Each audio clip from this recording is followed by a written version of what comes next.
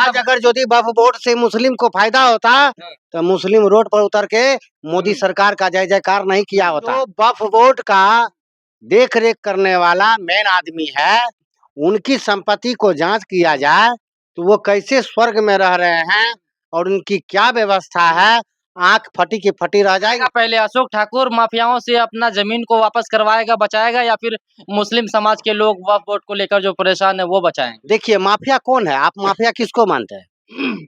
आप माफिया किसको मानते हैं?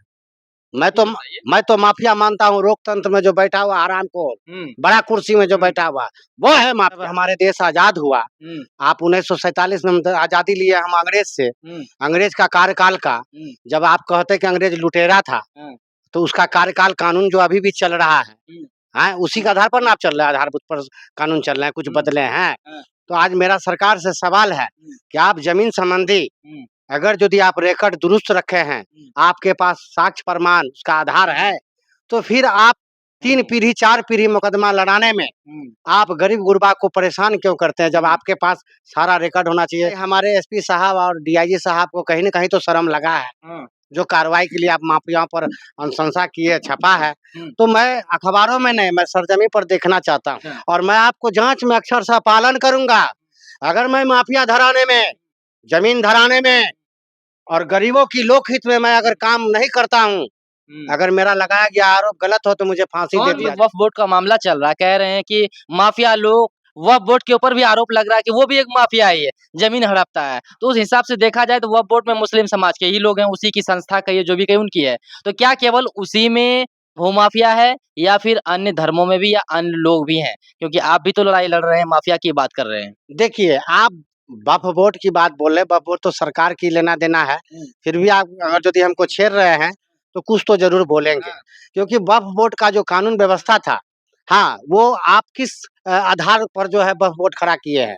आप मुस्लिमे को, गरीब गुरबा को, तबके को, उसको ऊपर उठाना था। एक तरफ पूरे देश भर में वक्फ बोर्ड को लेकर पूरा मामला चल रहा है, मुस्लिम समाज के लोग कहीं न कहीं नाराज हैं। जो नया वक्फ बोर्ड में जो बिल को लेकर जो संशोधन हुआ, उसको लेकर मुस्लिम समाज के लोग नाराज हैं और कहीं न कहीं वो लोग अपना आवाज़ बुलंद कर रहे हैं, मस्जिदों के माध्यम से नमाज़ पढ़ने जा रहे हैं, जुमा की नमाज़ हो या फिर और कोई भी नमाज़ हो, जाकर वहाँ पर सब एकत्रित हो रहे हैं और इस चीज़ का विरोध कर रहे हैं और कह रहे हैं कि हम लोगों के साथ अन्याय हुआ है, हम लोगों के साथ गलत हुआ। और वो लोग अपना प्रॉपर्टी की, अपनी दरगाह, अपनी कब्रिस्तान, अपनी मस्जिदों की बचाने की बात कर रहे हैं कि जो सरकार ने नियम कानून बदलाव किया वक्फ अमेंडमेंट बिल को लेकर, उस चीज़ को वो लोग कह रहे हैं कि अब हम लोग अपने धार्मिक स्थानों को नहीं बचा पाएँगे और वो लगातार लड़ाई लड़ रहे हैं। वहीं दूसरी ओर पूर्णिया के अशोक ठाकुर हैं, देखिए जनता दरबार लगा हुआ है और ये भी पूरे बिहार में ज़मीन बचाने की ही बात कर रहे हैं कि माफियाओं से ज़मीन को कैसे बचाया जाए। इनसे बातचीत करेंगे, एक तरफ वक्फ बोर्ड का मामला, दूसरा तरफ अशोक ठाकुर का मामला।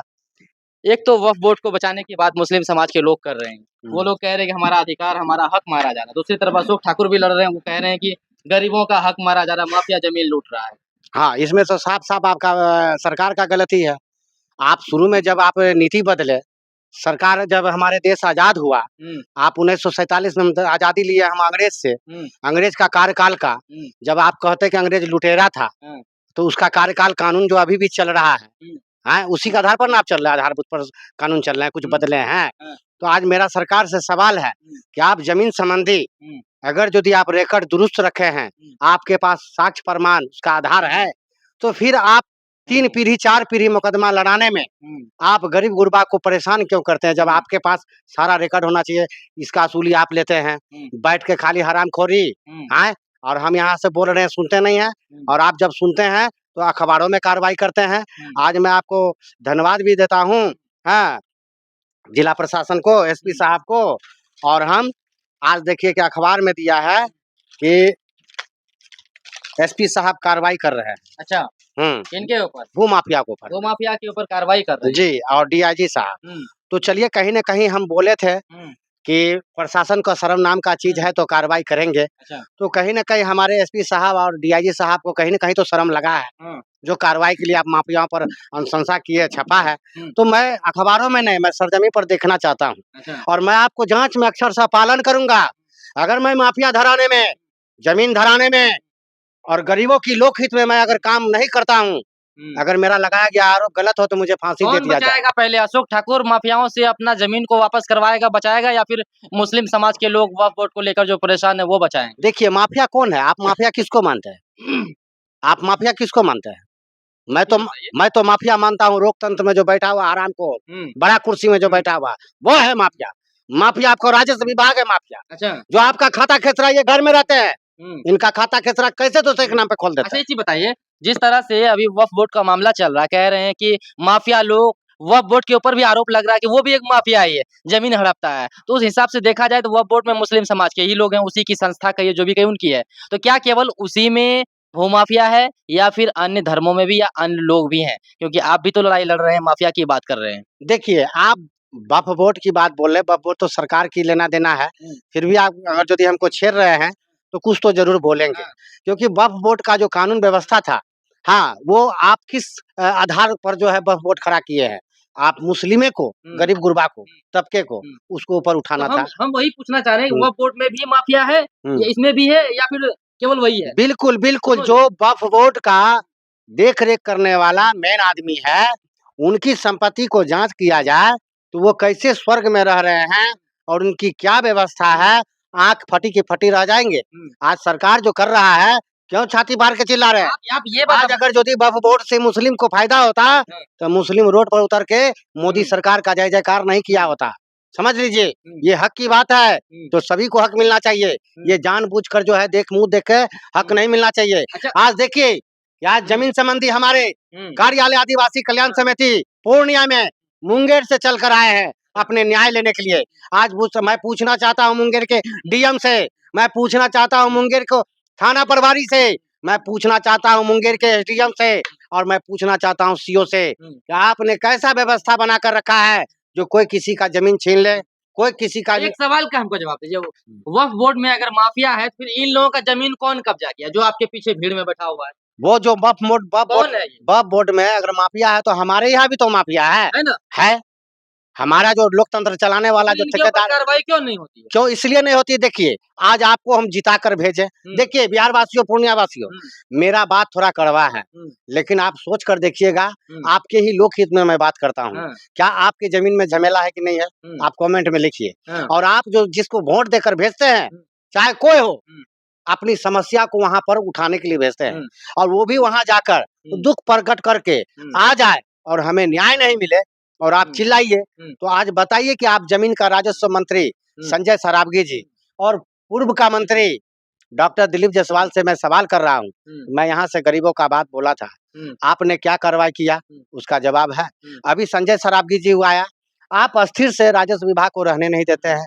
आप रह रह के कानून पर कानून, कानून पर कानून, आपको कभी बोलते हैं स्वयं घोषणा करो, कभी बोलते हैं कि पुराना कागजात लाओ, कभी बोलते हैं कागजात में है फिर भी जमीन हो जाएगा। अरे हरामखोर, अरे हरामखोर, क्या नजदीक वोट लेने के लिए समय आ गया? अशोक ठाकुर के लिए चिंता का विषय नहीं है? वक्फ बोर्ड को लेकर तुरंत नियम कानून बन गया, तुरंत कार्रवाई हो गया, और इधर देखिए कि हजारों की तादाद में पीछे आपके भीड़ खड़ी है, और उनके लिए जो जमीन हड़पा गया, उनका जमीन चला गया, उनको लेकर कोई कार्रवाई नहीं होती। ये देखिए चिंता का विषय है? एकदम चिंता का, अशोक दुख का ठाकुर के विषय लिए? है। मेरा आरोप है, हाँ। ये बैठे हुए लोकतंत्र में हरामखोर लोग, बड़े बड़े अधिकारी, मैं तो पूर्णिया डीएम को बोलता हूँ कि आप हरामखोर हैं, आप कार्रवाई क्यों नहीं करते हैं? हमारा लिखित दिया हुआ, गरीबों का लिखित दिया हुआ, सोशल मीडिया के द्वारा आपको सूचना देते हैं, हर वक्त मैं आपको जो है चेतावनी देता रहता हूँ, आप फिर भी बैठकर हराम का माल एसी में खाइएगा डीएम साहब। और नगर आयुक्त तो ये जो है कुमार मंगलम और मेयर, ये सब मिलकर, विधायक सब मिलकर सरकारी जमीन, गरीब गुरबा इन का लोगों को जमीन, कब न्याय मिलेगा तब? ये लोग को जब तक कुर्सी से उतार कर कालर पकड़ के नहीं भगाइएगा, आप लोग देशवासियों, बिहार वासियों, पूर्णिया वासियों, आपको न्याय नहीं मिलना, कैसे क्योंकि कुर्सी से हमारे उतारेंगे? वोट तो यही लोग करते हैं। वोट करते हैं। आपके उतारने सुनिए, से हो जाएगा? 5 साल जो है, हाँ। 5 साल ये लोग लूट कर खाते हैं, और जब इलेक्शन आते हैं तो 5-10 दिन में ये पोल्ट्री वाला मुर्गा खिलाकर जो वोट लेते हैं। तो मैं उस जनता से भी कह रहा हूँ कि आप एक दिन मुर्गा ना खाइए और इनका ना कुछ जानिए, आप वोट उसको कीजिए जो आपकी लोक हित में काम करे, आपको न्याय दे, आपको सुख शांति दे। जाति धर्म देखकर न्याय नहीं होता है, सभी को जो है सभी प्रकार का, हाँ, सभी लोगों का एक साथ एक समान, हाँ, संविधान के मुताबिक न्याय मिलना चाहिए। लेकिन यहाँ क्या है कि रंगबाज को सह कौन दे रहा है? हमारे प्रशासन दे रहे हैं। अच्छा। माफियाओं को कौन दे रहा है? आखिर नदी नाला सरकारी जमीन बाप की संपत्ति। अब तो हम पूर्णिया पढ़े हैं कि अखबारों में पूर्णिया में भी बाप संपत्ति है। हाँ, अब तो देखिए ना क्या क्या होने वाले हैं। और उस बाप की संपत्ति कौन हड़पा है वो भी जांच होनी चाहिए, मैं मांग कर रहा हूँ। और जमीन संबंधी मैं 38 जिला को चुनौती दिया हूँ, 38 जिला के कलेक्टर को, कि कहीं से भी हमारा शिकायत आएगा, मुंगेर से है ना, मैं मुंगेर को डीएम को कह रहा हूँ कि आप जमीन संबंधी कानून व्यवस्था सही कीजिए। और इनका जो है जमीन पर जो अवैध कब्जा किया है और धमकी दे रहा है इसको जान मारने के लिए, अगर आप लोग सुनते हैं ये करते हैं तो आज हमारे यहाँ नहीं आता। क्या बोलिए? चलिए चाचा से भी बात करते। चाचा क्या नाम हुआ आपका? मेरा नाम मेहताब आलम है। कहाँ से हैं? हम मुंगेर सीताकुंड बरदस से। मुंगेर से आए। हाँ। कितना बजे निकले वहाँ से? वही करीब 6 साढ़े 6 बजे निकले। अच्छा, कैसे पता चला अशोक ठाकुर के बारे में? हम इसका इंस्टाग्राम पर वीडियो देखा था, वीडियो देखे थे। हाँ। अच्छा, उसके बाद क्या निर्णय लिए, कैसे? तो हम इनका बात सुन कर करके ये बोले कि सही चीज जिसका जमीन सही अगर है और उसका कोई दखल किए हुआ है तो हम उसका भरपूर मदद करेंगे। अच्छा। हाँ, कोई भी तो बिहार आपका समस्या क्या है जमीन में? मेरा समस्या है क्या कि समस्या लेकर आए? मेरा जमीन जो है बने बेनगीर का आदमी जो है उसमें चट्टो है जियाउर रहमान जियाउद्दीन अख्तर का लड़का है, जावेद है, ये सब कई आदमी है बतावेंगे हम। ये सब मिलकर कब्जा किए हुआ है। अच्छा। और जाने के बाद में वो हमको मारने का भी धमकी देता है। लेकिन हम थाना में इस बात को नहीं बोला। मैंने इन्हें कहेंगे कि हाँ थाना वाले को कहा और थाना वाला मेरा नहीं सुना, नहीं हम उसके पास मैं आपसे आग्रह कर रहा हूँ कि आप थाना जाइए। सुनिए, मैं आपसे आग्रह कर रहा हूँ कि आप मुंगेर का जो अभी आपका स्थानीय थाना है वो आप जाइए, लिखित दीजिए और थाना प्रभारी से आप या तो हमको बात करवाइए या उनका नंबर दीजिए। मैं सीओ से, थाना से, डीएम से और मुंगेर एसपी से, मैं आज इस सबसे बात करूंगा। मैं आपका बात डीजीपी से रखूंगा क्योंकि ये न्याय सबके लिए है और मैं यहाँ सभी के लिए बैठता हूँ और मैं सबका सुनता हूँ, मैं आपका भी सुन रहा हूँ। इसलिए मैं कह रहा हूँ कि डीजीपी साहब आप जमीन संबंधी हाँ फर्जीवाड़ा और माफियाओं पर कार्रवाई कीजिए और दबे कुचले लोग जो सीधा सरपट हैं, जिसको न्याय का ऊपर भरोसा रखते हैं, उसकी मन को मत तोड़िए। आज न्याय पर से विश्वास हट जाएगा तो आप सोच लीजिए कि दुनिया संसार बचने वाला कुछ भी नहीं। धन्यवाद। ये हमारे साथ अशोक ठाकुर हैं। आप शनिवार का दिन इधर देख सकते हैं, मुंगेर से चाचा चलकर आए हैं वीडियो देखकर। जमीन का इनका भी मामला इन्होंने बताया कि किस तरह से इनकी जमीन को हड़प लिया गया, ले लिया गया और आज ये पहली बार इतना दूर से चलकर आ रहे हैं। एक तरह तो वक्फ बोर्ड का मामला चल रहा है, मुस्लिम समाज के लोग उस प्रॉपर्टी को बचाने में, उस संस्था को बचाने में लगे हुए, लगातार विरोध कर रहे हैं, सरकार को मुस्लिम विरोधी बता रहे हैं। वहीं दूसरी ओर अशोक ठाकुर हैं जो इतनी बड़ी कम्युनिटी को लेकर चल रहे हैं, इनको इनके साथ में इनकी जमीन को बचाने के लिए लड़ाई लड़ रहे हैं। अब देखना सबसे ज्यादा दिलचस्प ये होगा कि पहले कौन बचा पाते हैं। एक तरफ उधर भी माफिया का आरोप लग रहा है, दूसरी तरफ इनकी ओर से भी देखा जाए तो इन लोगों का जमीन भी कहीं ना कहीं माफिया लोग ही कब्जा करके रह रहा है।